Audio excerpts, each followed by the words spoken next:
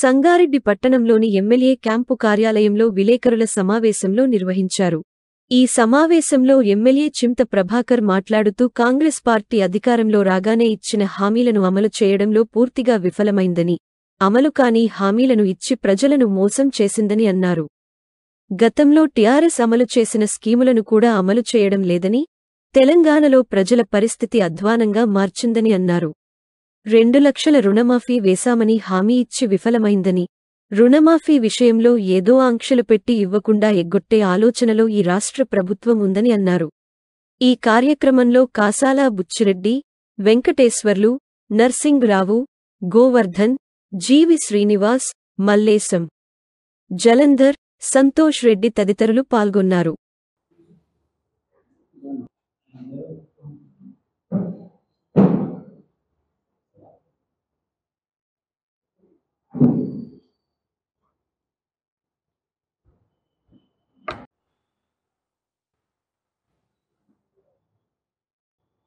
Congress party అధికారంకి వచ్చిన తర్వాత ఇచ్చిన హామీలన్నీ ఏవీ నెరవేర్చకపోగా బీఆర్ఎస్ పార్టీ అమలు చేసినటువంటి స్కీమ్స్ కొనసాగించడం లేదు.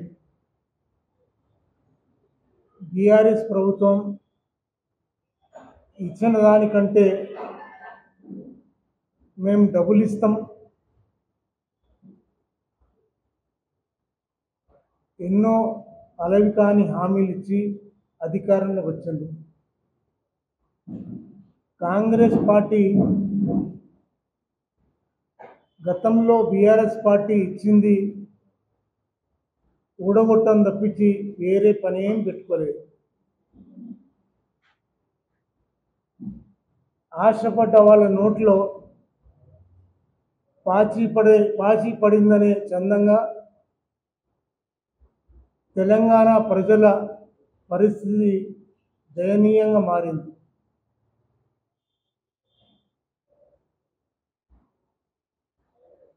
మేము అధికారంలోకి వస్తే వచ్చిన వెంటనే 9వ తారీఖు నాడు 2 లక్షల రుణమాఫీ చేస్తామని చెప్పి, మీరెవ్వరు కూడా కట్టాల్సిన పని లేదు, మీరు ఓపికతో ఉండండి, మేము మొదటి సంతకం పెడతామని చెప్పి కుదరగొట్టిన విషయం మనందరికీ తెలుసు. ఈరోజు రైతుల కష్టాలు అలవి కాని కష్టాలు ఎదుర్కొంటున్న విషయం అందరికీ తెలిసిందే. ఇకపోతే ఇప్పుడు రుణమాఫీకి సంబంధించి ఎన్నో ఆంక్షలు పెట్టి వాటిని ఎగ్గొట్టాలన్న ఆలోచన తప్పించి వేరే ప్రత్యామ్నాయం లేదు అనే పరిస్థితుల్లో వాళ్ళు ఇస్తామని చెప్పి ఆశ చూపిస్తూ ఉన్నారు. మేము ఒకటే డిమాండ్ చేస్తూ ఉన్నాం, రైతుల పక్షాన మీరు ఇస్తామన్న 2 లక్షల రుణమాఫీ గతంలో ఎట్లయితే 1 లక్ష రూపాయలు ఎంతమందికి మాపైందో అంతమందికి బేషరతుగా 2 లక్షల రుణమాఫీ అప్పుడు ఇచ్చిన దానికంటే ఇంకా ఎక్కువ ఉన్న వాళ్ళందరికీ ఆ రుణమాఫీ చేయాల్సిందిగా మేము కోరుతా ఉన్నాం.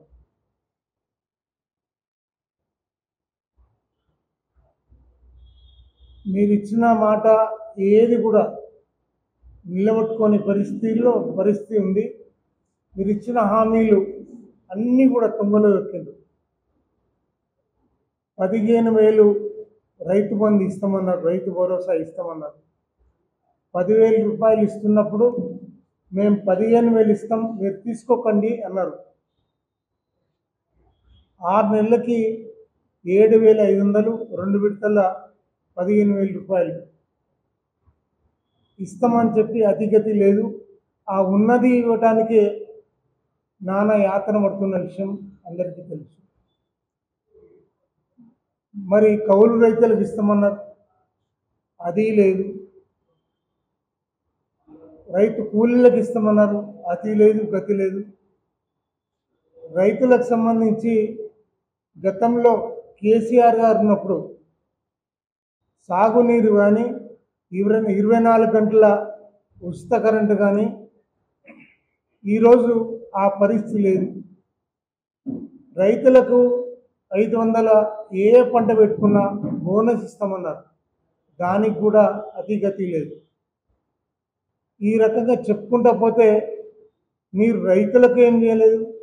ఈరోజు కళ్యాణ్ లక్ష్మి షాదీ ముబారక్ పేరిట సీఎం గారు ఇస్తున్న ఆ స్కీమ్ను దాంతోపాటు ఓ తులం బంగారం ఇస్తున్నారు. తులం బంగారమే దేవుడెరుగు. ఆ ఇచ్చే మీరు సక్రమంగా ఇస్తున్న 2000 రూపాయలకు 4000 రూపాయలు ఇస్తామని ఉదరగొట్టి అబద్ధాలు పలికారు. 4000 ఇచ్చిపెట్టి ఉన్నదే జనవరి మాసానికి సంబంధించిన 2000 రూపాయలే ఎగ్గొట్టేసి ఇప్పుడు 2 మాసాల నుంచి ఈరోజు ఓల్డేజ్ పెన్షన్ ఇవ్వటం లేదు. మీరు 2000కి 4000 రూపాయలు ఇస్తామన్న ఈ 2000 ఇవ్వటం ఇబ్బందికరంగా మారింది మీకు. మరి ఒక్కరికే ఇస్తున్నారు బీఆర్ఎస్ ప్రభుత్వం, కేసీఆర్ గారు. నేను ముసలవ్వకి తాతకి ఇద్దరికి ఇస్తా అని చెప్పున్నావు. ఒక్కరికే గతి లేని పరిస్థితి. ఇద్దరికి ఎప్పుడు ఇస్తావు అది దేవుడెరుగు. కళ్ళులో ఒత్తులేసుకొని ఈరోజు పెద్దలందరూ చూస్తూ ఉన్నారు. రోజు మాకు ఫోన్ చేస్తూ ఉన్నారు, పెన్షన్ ఎప్పుడు పడుతుంది, మాకు పెన్షన్ ఎప్పుడు ఇస్తారని చెప్పి. ఈరోజు వృద్ధులకి మోసం చేస్తుంది. ఈరోజు మీరు మహిళలకి 2500 రూపాయలు ఇస్తామన్న ఆ స్కీమ్ కూడా ఈరోజు దానికి కూడా అతిగతి ఏమీ లేదు. మరి అదే కాకుండా 5000 రూపాయలు విద్యార్థులకు ఏదైతే ఇస్తామని చెప్పన్నారో దానికి కూడా ఈరోజు ఎదురు ఇస్తూ ఉన్నారు. ఈ రకంగా చెప్పుకుంటా పోతే మీరు ఇచ్చినటువంటి హామీలు ఏది కూడా నెరవేర్చే పరిస్థితి లేదు. మరి ప్రజలేమో ఎప్పుడు అనేది ఎదురు చూస్తున్నారు. ఖచ్చితంగా ప్రజల పక్షాన ఈ రాష్ట్ర ప్రభుత్వం చేపడుతున్న ఈ విధానాలకి మేము ఖచ్చితంగా ఉద్యమిస్తాం. ప్రజలు సంతోషంగా ఉండాలి. తెచ్చుకున్న తెలంగాణ గెలిచి నిలవాలని చెప్పి కేసీఆర్ గారు అన్నారు. తెచ్చుకున్న తెలంగాణలో ఏ ఒక్కరు కూడా ఇబ్బంది పడద్దు అనే ఆలోచనతో పనిచేసిన కేసీఆర్ గారు మరి వారు చేపట్టినటువంటి అన్ని పథకాలేమి ప్రాజెక్టులేమి వాటిని మార్చాలి, ప్రజల దృష్టిని మరల్చాలి. ఈరోజు అధికారంలోకి వచ్చినాక ఏం చేయాలో కూడా మీకు తోచలేదు. మేము హామీలు అయితే ఇచ్చినాం, మేము అధికారంలోకి వస్తామని అనుకోలేదు. ఇప్పుడు ఏం చేయాలి అన్న ఆలోచనతో మీరు ఉంటే ఖచ్చితంగా మేము ఉద్యమించడమే కాకుండా మరి పేదల పక్షాన, ప్రజల పక్షాన, రైతుల పక్షాన పోరాటం చేయడానికి కూడా ఎన్నుకోమని ఈ సందర్భంగా తెలియజేస్తాను. ఇప్పుడు నాకు తెలిసి మేము నెలకి ఒక 500-600 మందికి ఈజీగా ఇప్పించేవాళ్ళం.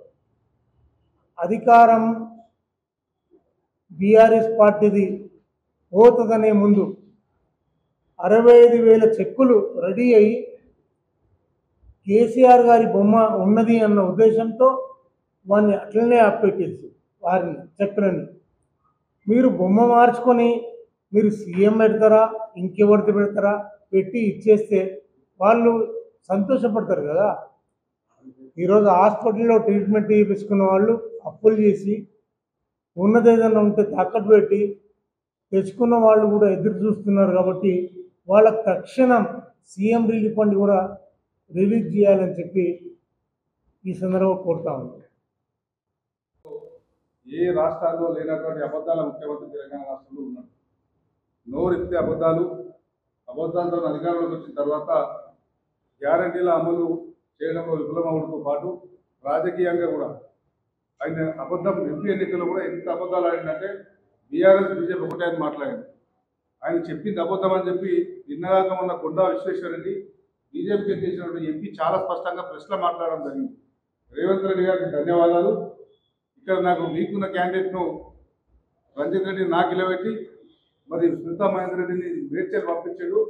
2 సీట్లు గెలవడానికి కారణమైనటువంటి రేవంత్ రెడ్డికి ధన్యవాదాలు అని చెప్పి కొండా విశ్వేశ్వరరెడ్డి పత్రికాముఖంగా నిన్నగాకుండా మాట్లాడిన విషయం కాంగ్రెస్ పార్టీ నాయకులు గమనించాలి. ఈ రాష్ట్రంలో బీఆర్ఎస్ పార్టీకి అడ్డు లేదు. 2 జాతీయ పార్టీలు ఒక్కటై మేము పుట్లాడితే తప్ప అని చెప్పి ఆలోచన చేసి తప్పుడు అబద్ధాలు చెప్పి మరి సీట్లు గెలిచినంత మాత్రాన వాళ్ళు శాశ్వతంగా పర్మనెంట్గా ఈ రాష్ట్రాన్ని ప్రజల మనసులో చిరకాలంగా ఉండరు. తప్పకుండా ఈ రాష్ట్రం శ్రీరామ రక్ష బీఆర్ఎస్ పార్టీ అనే విషయంలో మరి ప్రజలందరూ కూడా గ్రహిస్తూ ఉన్నారు, ఆలోచిస్తూ ఉన్నారు. రాబో కాలంలో తప్పకుండా బీఆర్ఎస్ పార్టీ మా జిల్లా అధ్యక్షుల ఆధ్వర్యంలో తప్పకుండా స్థానిక సంస్థలకు సిద్ధమవుతాం. ప్రజలందరూ కూడా ఏదో సెంటిమెంట్ మీద అబద్ధాలు చెప్పినందుకు ఓట్లు వేసి తప్పిస్తే బేసికల్గా కింద ప్రజలందరూ ఇప్పుడు ఆలోచన చేస్తూ ఉన్నారు. 2 జాతీయ పార్టీలు కలిసి తెలంగాణ వచ్చిన పార్టీలే తెలంగాణ వాయిస్ వినిపించకుండా అయిపోయిందని చెప్పి ఇప్పుడు ఆలోచన చేస్తూ ఉన్నారు. తప్పకుండా స్థానిక సంస్థల్లో ఉన్నట్లయితే మెజార్టీ స్థానిక సంస్థల్లో బీఆర్ఎస్ పార్టీ నేను మున్సిపాలిటీలు కానీ గ్రామ పంచాయతీలు కానీ అన్ని స్థాయిలో మేము పోటీ చేస్తాం. జిల్లా పరిషత్ కూడా మేమే కైవసం చేసుకుంటాం, మండల పరిషత్ కైవసం చేసుకుంటాం. తప్పకుండా ప్రజల పక్షాన జిల్లా పార్టీ తరఫున అందరం కలిసి క్యాడర్ అంతా కూడా సమాయత్తం చేసి మరి ప్రభుత్వం ఏదైతే హామీలు ఇచ్చి విఫలమైందో దాని మీద పోరాటం చేస్తాం. రాబోయే కాలంలో తప్పకుండా పార్టీ అధిష్టానం కూడా మరి నాయకులందరూ పిలిచి మాట్లాడి మాకు ప్రణాళికబద్ధంగా ముందుకు పోయే విధంగా మార్గదర్శనం కూడా చేస్తారు. అధిష్టాన నాయకత్వంలో ఈ ఉమ్మడి జిల్లాలో తప్పకుండా అన్ని కార్యక్రమాలు కూడా తీసుకొని పార్టీని ముందుకు తీసుకెళ్తాం. ఏ కార్యకర్త కూడా అధైర్యపడాల్సిన అవసరం లేదు. మంచి నాయకత్వం మనకు ఉందని చెప్పి ఈ సందర్భంగా తెలియజేస్తూ ప్రజలందరూ కూడా మరి ఇప్పుడు ఆలోచనలు పడ్డారు కాబట్టి తప్పకుండా ఎక్కడికక్కడ నిలదీయండి. ఏ ఉద్యమాలు చేసినా ప్రజలకు వివిధ సంఘాలు కానీ ప్రజలు కానీ మీకు ఇచ్చినటువంటి హామీల విషయంలో ఏ ఉద్యమాలు చేసినా బీఆర్ఎస్ పార్టీ ఆఫీస్కి ఎమ్మెల్యే క్యాంపస్ చెప్తే తప్పకుండా మీ ధర్నాల గారు అన్నిటి కానీ మేము సంపూర్ణ సహకారం మద్దతు ఉందని చెప్పి ఈ సందర్భంగా తెలియజేస్తా ఉన్నాం.